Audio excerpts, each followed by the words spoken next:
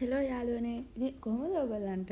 අද වීඩියෝ එකෙන් මම කතා කරන්න හිතුවා කිම් හියන් ජුන්ගේ හිඩන් ටැලන්ට් එකක් ගැන.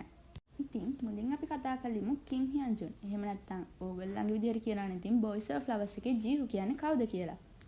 난 너무 내가 너무 완벽할까? 그래?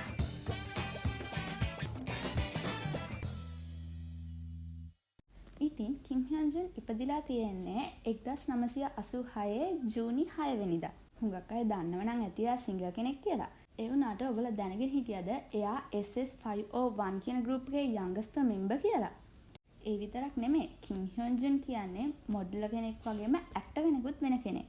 මෙයා බොයිස් ඔෆ් ෆ්ලවර්ස්, ප්ලේෆුල් කිස් වගේ ඩ්‍රාමාස් දෙක තුනකම රඟපාලා තිබුණත් මේ වෙද්දි නම් මෙයාව K ඩ්‍රාමාස් වල හොයාගන්න ටිකක් අමාරුයි. කොහොම වුණත් මෙයාව සෝලෝ සිංගර් කෙනෙක් විදිහට නම් අපිට තාමත් බලා ගන්න පුළුවන්. ඉතින් දැන් අපි කතා කරමු මෙයාගේ හිඩන් ටැලන්ට් එක මොකක්ද කියලා. ඇත්තටම කිව්වොත් කිම් හියන් ජුන් කියන්නේ චිත්‍ර අඳින හුඟක් දක්ෂ කෙනෙක්. ඉතින් ඕගලන්ට මේ පේන්නේ එයා ඒ විදිහට අඳින චිත්‍ර දෙක තුනක් තමයි.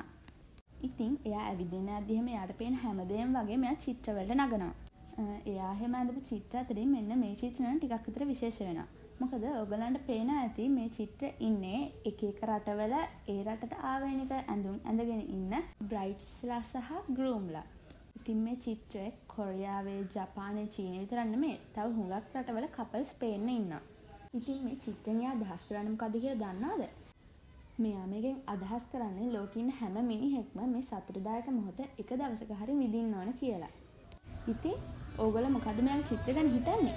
ඕගොල්ලෝ හිතන දේ පහලින් කමෙන්ට් එකක් දාගෙන යන්න අමතක කරන්න එපා.